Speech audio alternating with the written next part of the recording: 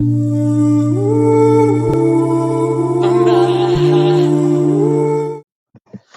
alaikum, wa rahmatullah, frères et sœurs Zohré. Aujourd'hui, je vais aborder un sujet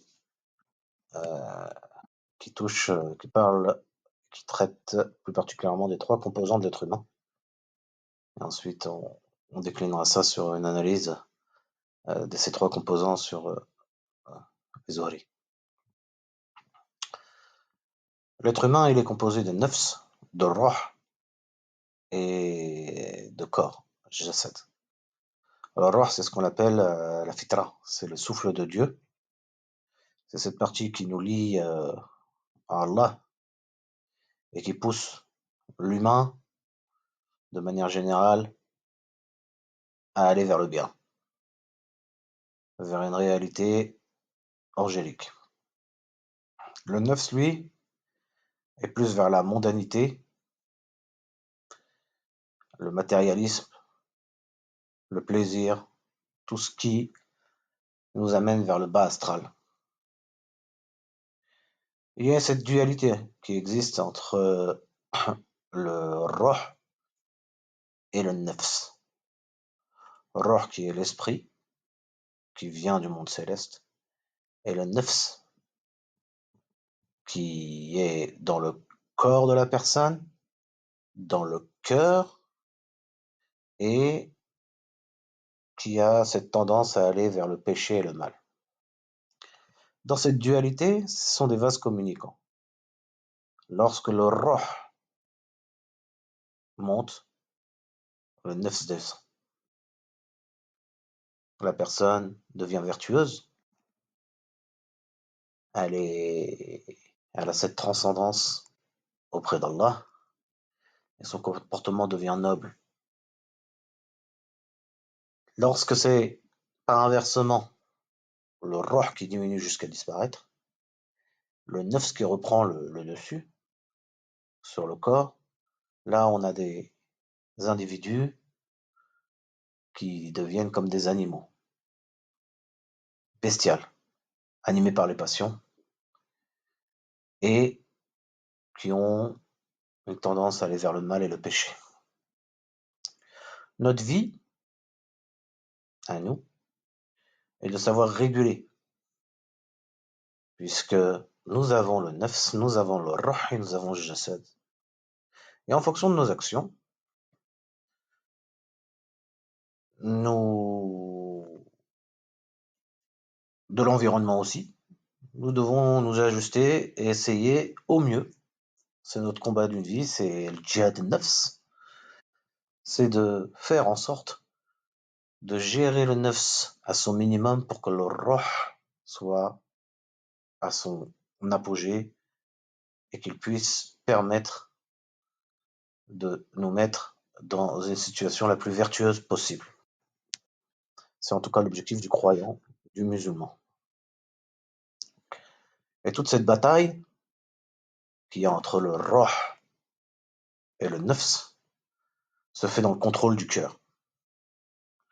Le cœur, qui est, à mon humble avis pour moi en tout cas, ce que j'en ai compris, le premier cerveau. C'est le premier cerveau, c'est là où tout se gère, c'est là où tout se contrôle. Et cette bataille-là est une bataille entre cette dualité entre le nord, entre le roh et le nafs. J'en arrive à une réflexion qui est importante. C'est que lorsque on parle de Zohri, on parle de trois catégories. On parle des Zohri Nafsi, entre 1 et 6 dans l'échelle de 18. On parle des Rouhani, de 12 à 18, de 6 à 12, pardon. Et on parle des Nourani, de 12 à 18. Les Zohri Nafsi ont cette particularité, je l'avais déjà abordé dans la précédente vidéo, d'être en contact et d'être des fenêtres ouvertes pour les djinns. Pourquoi? Parce que les awliya nafsi, par leurs caractéristiques, ont leur nafs qui prennent les commandes dans leur corps. Et vu que le nafs est fait de feu, sa propriété est le feu, elle a la même propriété que les entités djinniques. En ayant des propriétés identiques, la seule manière qu'il y ait un dominant-dominé, c'est que la fréquence du nafs soit inférieure à la fréquence de l'entité djinnique qui vient s'approprier le nafs et, par la même occasion, le corps, le jasad. La possession, la sorcellerie, fait que le nafs est attaqué par le djinn. Lorsque votre nafs est attaqué par le djinn prend le contrôle de votre nafs et prend donc le contrôle du cœur et prend le contrôle du corps. Et là, vous avez des personnes diaboliques qui se comportent après une sorcellerie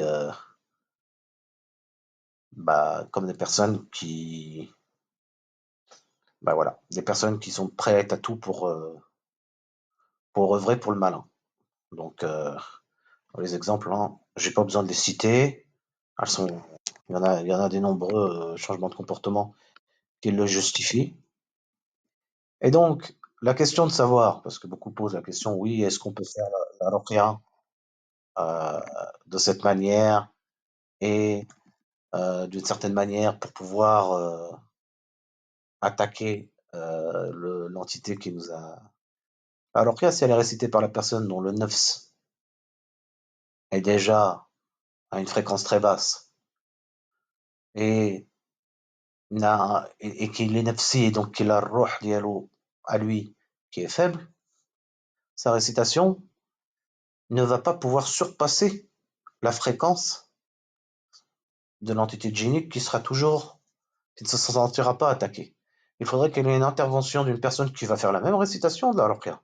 Ce ne sera pas sur la forme, ça sera sur le fond d'un Nourani qui lui a son roh qui est très élevé, donc une fréquence au-dessus, et dont la récitation va me tirer vers le haut. Le nefs, pour que sa fréquence augmente. En faisant augmenter la fréquence du nefs, en augmentant la fréquence du nefs, elle va pouvoir se débarrasser de l'entité djinnique qui ne sera obligée de quitter le corps dont elle a pris possession. On est donc sur une bataille avec plusieurs organes spirituels où en fait il y a tout un mécanisme qui se met en place lors d'une attaque ésotérique. C'est pour ça qu'il est important et primordial de connaître l'intervenant qui fait la ruqya d'un point de vue spirituel. Sa récitation, sur la forme, est insuffisante, puisqu'à la rigueur, on peut répéter des ruqya qui sont faites sur YouTube et se faire à nous-mêmes ce qu'on a entendu.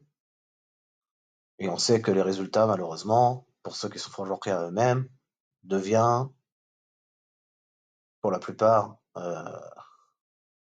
avec des résultats mitigés. Donc, il faut comprendre que le plus important, ou du moins le point le primordial, c'est le niveau énergétique, c'est le degré de Zohriya du récitateur qui va vous faire la ruqya et qui, par son haut degré, va tirer vers le haut votre nefs pour pouvoir combattre et vous aider à faire fuir le djinn, qui ne pourra pas rester dans un corps qui va le brûler.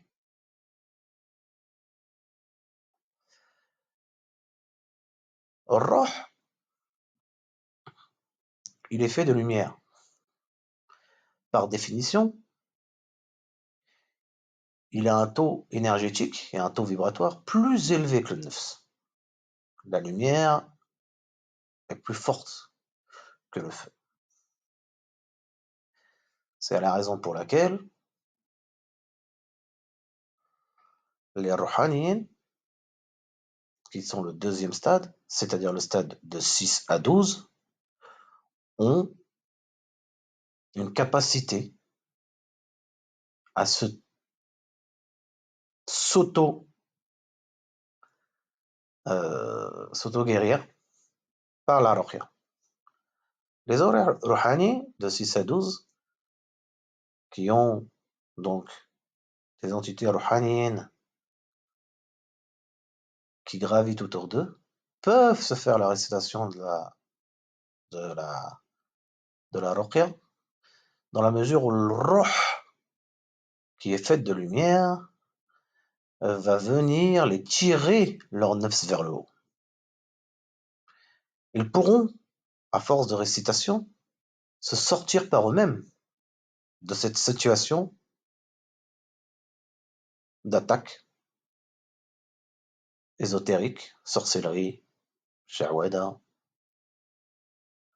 Tuchel et tout autre de attaque qui poserait un déséquilibre au niveau de l'individu. Le troisième, c'est le Nourani. Le Nourani, cette particularité qu'il a, entre 12 et 18, c'est qu'il n'y a rien qui le touche. Il n'y a absolument aucune attaque qui parvient à le toucher, puisqu'il est dans une carapace où il est complètement fait et dominé par la lumière. On est sur des... Pour ceux qui sont Zohri, parce que c'est les Zohri en part qui sont Nouraniens, sur des profils, comme je l'avais déjà expliqué par le passé, qui s'apparentent, parce que là je donne un référentiel, même si j'aime pas trop aller dans ce cas-là, à des Zohri Soleimani. Des personnes qui sont vraiment liées à Allah, très très ascètes, et qui ont donc sont très souvent dans la méditation, le dhikr, naturellement reliés par le câble d'Allah, de manière perpétuelle. C'est-à-dire, vous allez les voir, vous le voyez directement, ce sont des hommes très très pieux, ça se voit à l'apparence et ça se voit par le comportement, par le regard, par le quotidien de cette personne. Un Nourani, de par son énergie, est une force tranquille qui est inaccessible parce que le, leur carapace leur permet de ne pouvoir être inaccessible par aucune entité. Il faut comprendre que Roh est comme une sphère qui est donc divine, qui vient de la sphère, qui vient du monde céleste, comme une sphère, une bille qui tourne sur elle-même et qui est inaccessible. On ne peut pas toucher à Roh. Quand on vous parle de Roh, sachez que le Roh a une pureté qui fait que on ne peut que la bloquer, mais sans jamais pouvoir l'atteindre de l'intérieur. La partie qui est touchée, chez nous les êtres humains, chez les oreilles aussi, parce que cette vidéo est bien pour les oreilles en particulier, ce sont le nefs qui est lui touché de plein fouet. Et donc une personne qui de manière générale aura tendance à aller dans le péché, elle sera naturellement exposée de plus en plus par des attaques djinniques parce que il va naturellement donner du combustible aux entités en leur donnant matière, validation aux esprits maléfiques.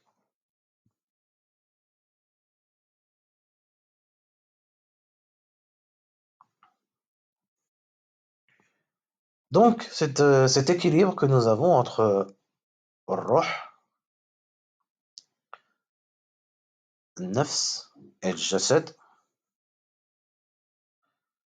nous devons, nous, essayer, comme je l'ai répété déjà, à s'assurer que, pour la plupart, nous arrivions à cohabiter avec un Ruh, avec un Nafs, pardon, qui, qui va être apaisé par la suite et qui va nous permettre, nous, en tant que musulmans, de pouvoir gérer nos égos, nos passions, nos plaisirs mondains et nous donner par la suite l'accès, bénillah, en tant que musulmans au paradis.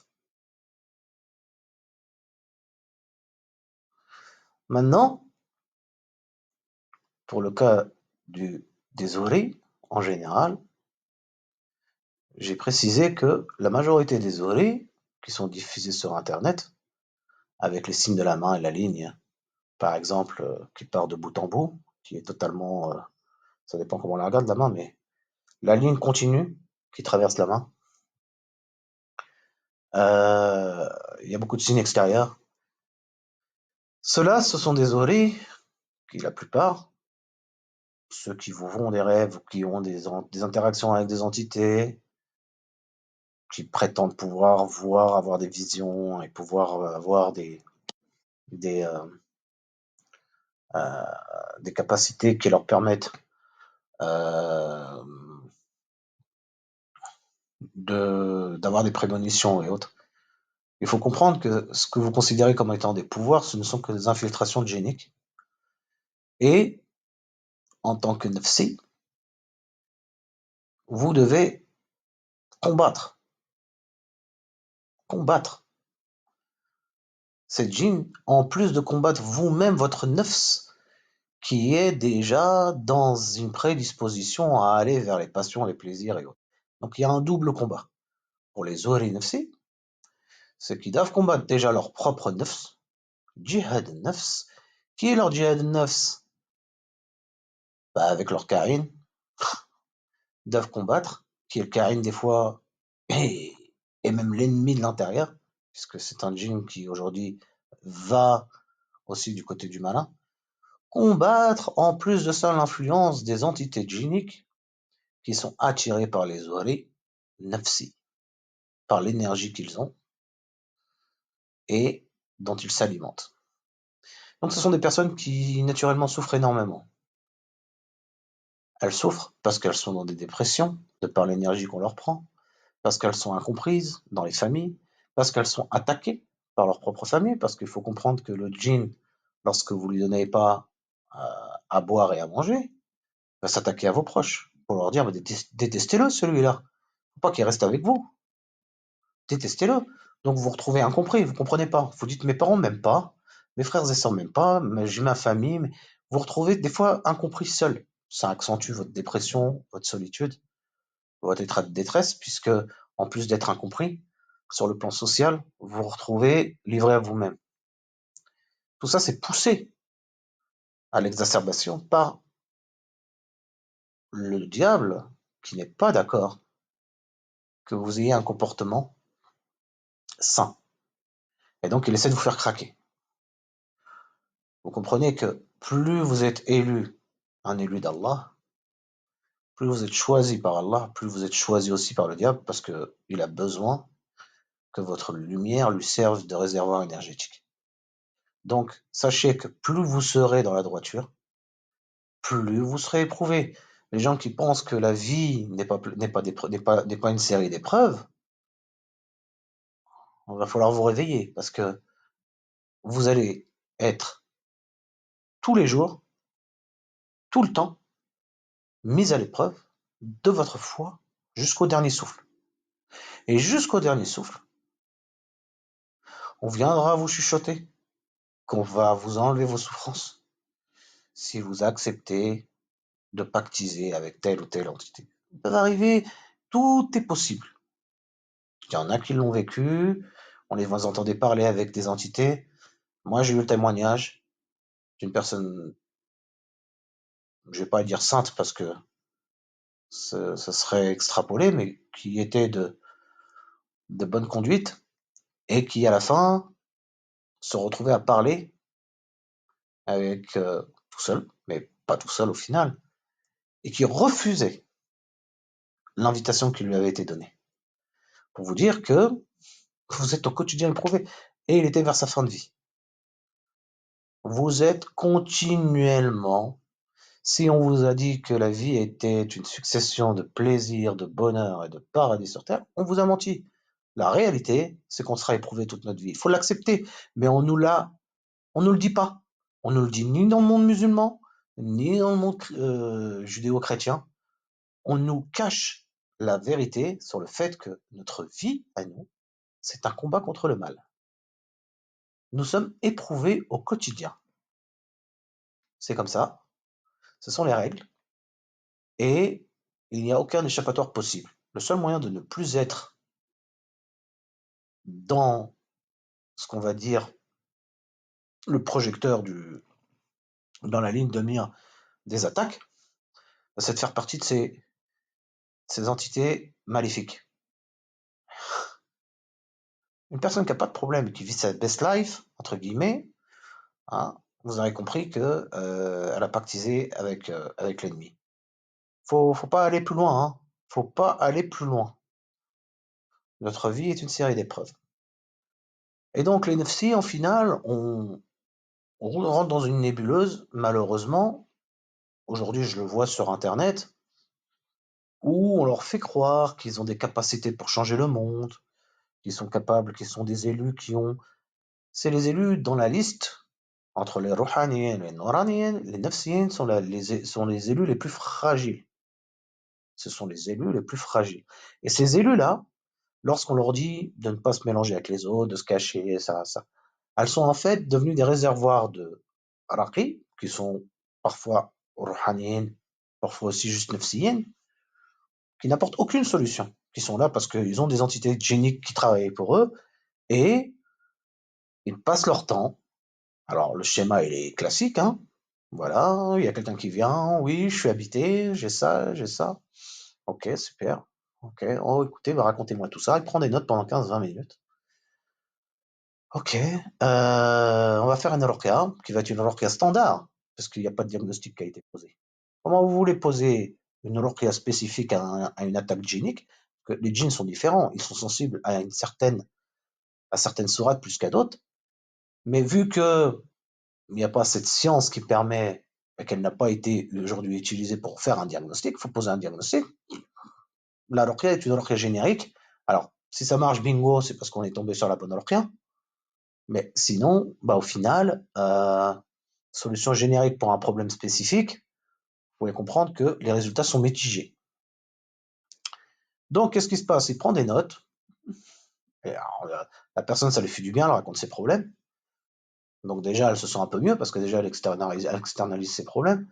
La partie ensuite, la suite, bon, bah, la lauréat, elle commence, qui est une lauréat qui vaut ce qu'elle vaut parce que d'une part, elle est générique et d'autre part, on ne connaît pas le statut, le niveau vibratoire de la personne. Si la personne, elle est de 1 à 6, nefsiya, que le récitateur, il est nefsi aussi, mais que le récitateur, il est grade 3 et que le nefsi, il est, le patient, il est 6. Donc il a un niveau au-dessus. Sa zohriya est supérieure au zohri qui lui fait la récitation. Si il est encore zohri, le récitateur, parce il peut être quelqu'un de lambda, hein, il n'y a rien qui garantit qu'il est zohri. Il y a beaucoup de gens qui se prétendent zohri, ils ne sont même pas zohri. Hein. Ça, c'est le zohri. Il y en a qui sont grade 1 grade. Je vais vous expliquer un peu plus après les autres niveaux. Et donc, bah, la récitation n'a aucun effet.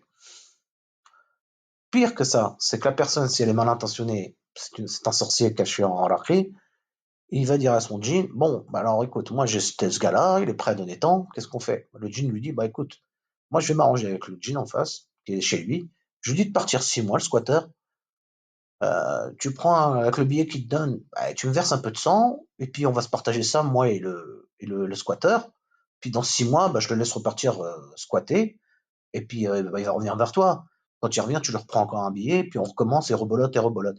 Donc qu'est-ce qui se passe? On a un patient qui vient, qui dépose un billet. Ce billet qui est déposé, bah, il est partagé entre le sorcier qui est pseudo-Laqi, qui travaille avec un djinn. Ce djinn va faire une demande de trêve chez le hôte, qui est le patient, au djinn qui est là-bas, en lui disant par 3-6 mois et on en discute dans 3-6 mois. Le patient lui ressort tout régénéré, il est content, ça va beaucoup mieux, merci, merci, monsieur le Raqi, monsieur Cher, je me sens bien. Il se sent bien pendant quelques semaines et pouf, il retombe. Voilà, il retombe encore pire. Parce que quand on sait qu'il y a une vache à lait, ça se bouscule au portillon pour aller habiter chez monsieur. Parce que là, on sait que chez lui, il y a à boire et à manger. Donc, tu as d'autres djinns qui reviennent. La personne, elle en avait un, se retrouve avec 3, 4. 4, 8, 12, 16. Je me suis retrouvé avec des personnes qui avaient jusqu'à 21 djinns. 21 djinns. En tout cas, à mon humble expérience. Quand vous êtes sur des personnes comme ça, qui scoltinent tous ces djinns, vous entendez bien que sa situation se dégrade. Donc, à chaque fois, il y a une accalmie, et paf, on retombe dans les abysses. Donc, la solution pour ces zones NFC, malheureusement, c'est de poser déjà le premier diagnostic. C'est pas le leur qu'ils doivent poser. C'est le diagnostic du raqi, le récitateur. Parce que si le récitateur, lui, déjà, primo, il est pas zohri. Deuxièmement, il n'a pas le niveau énergétique, parce qu'il n'est pas zohri. Troisième point, il travaille avec des djinns, bah, il faut l'écarter. Donc, moi, j'en suis arrivé à la conclusion de tout ça.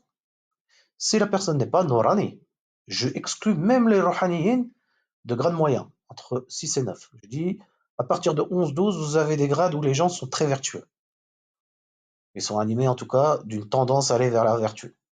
Si vous n'êtes pas entre 12 et 18 chez les Nourani, qui ont effectivement cette pureté intrinsèque, il est inconcevable de se faire soigner chez un Raqi. Le Raqi doit donner clairement son identité. Il t'a dit que il t'a dit qu'il est Norani, il faut qu'il le prouve. Il faut qu'il le prouve. Et aujourd'hui, moi, la seule preuve aujourd'hui qui permet de faire cette identification, c'est la science des chiffres et des lettres, l'algorithme, la numérologie qui va nous donner, via la science des planètes et des étoiles, ton identité. La cartographie de qui tu es, de l'échelle de 1 à 18. La personne doit donner son identité entre 12 et 18. C'est entre 12 et 18 dans son identité. Et là,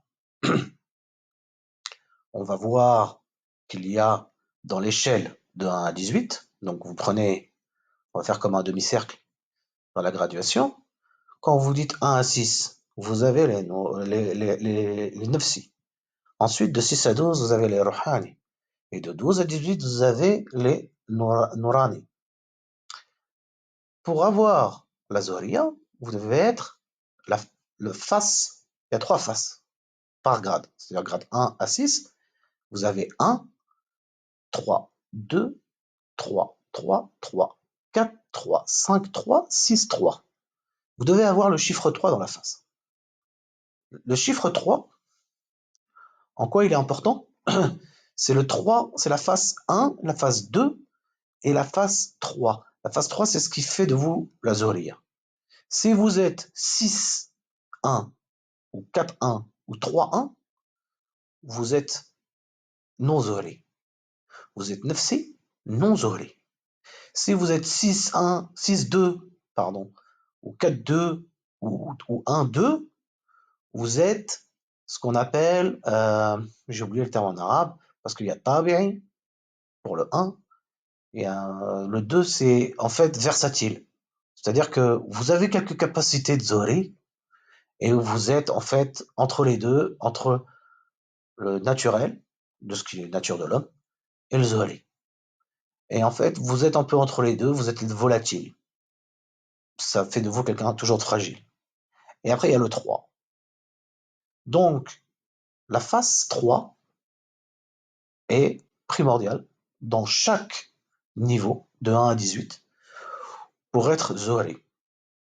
Donc, entre 1 et 6, si vous avez la phase 3, vous êtes Zohri Nafsi.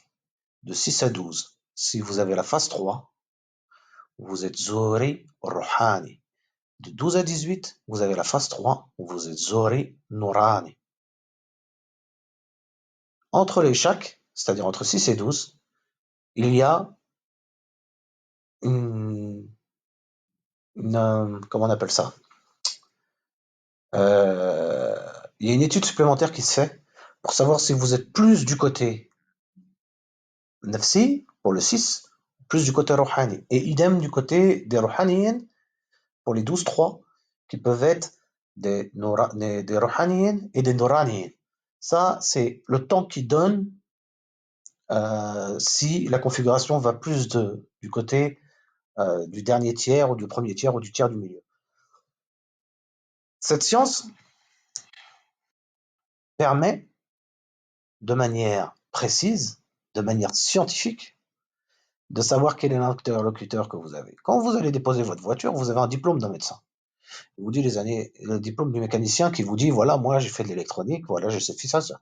Quand vous laissez un médecin, bon, c'est pas le bon exemple parce que la médecine conventionnelle ou la médecine boursière, elle vaut ce qu'elle vaut. Vous avez quelqu'un qui a passé 7 années d'études, vous avez on va dire son carapace. Vous savez qui il est. Voilà. Vous avez la même chose pour tous les cœurs de métier. Vous allez chercher un architecte, il a un diplôme. Vous savez ce qu'il a fait. Quand vous allez voir un raqi, sa récitation ne suffit pas. Sa récitation n'est pas suffisante. Il faut savoir qui il est, lui. Qui il est pour pouvoir prétendre aider un Zohri. Si vous êtes Zohri, vous n'avez pas le choix que d'aller voir un Zohri qui est plus puissant que vous et qui est honnête. Si vous n'avez pas ces deux conditions-là, vous allez dans les abysses.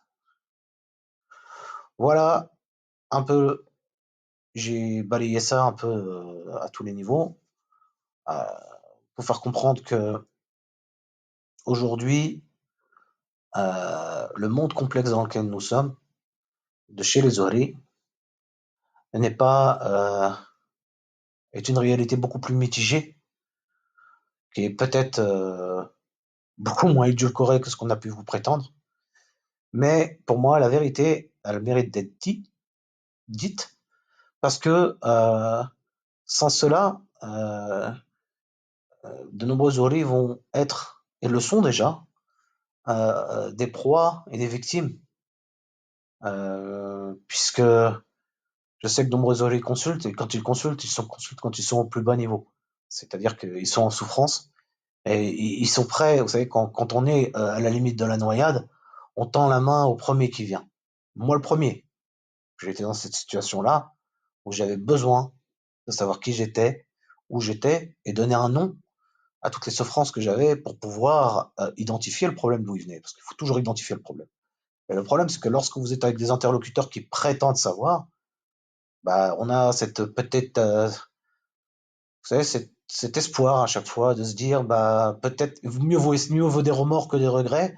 Donc tentons et on verra ce que ça donne. Le problème, c'est que dans des situations comme celle-ci, le tentons, euh, il est dangereux. Parce que là, c'est des expositions où la personne baisse encore plus de niveau. Elle se met dans des situations encore plus délicates avec le temps.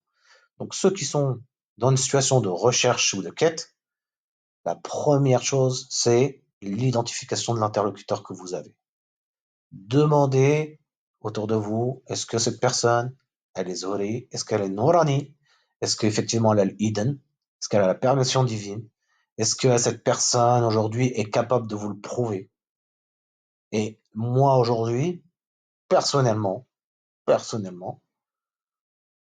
cheikh avec qui je travaille, j'ai la seule garantie avec qui aujourd'hui je sais qu'il est Nourani. En tout cas, le chiffrage me l'a donné.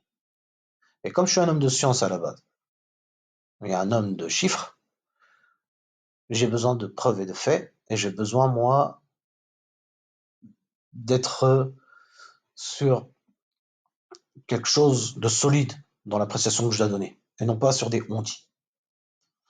Voilà, j'espère que vous allez pouvoir bien digérer cet audio. C'est vrai que là, il y a à boire et à manger pour tout le monde.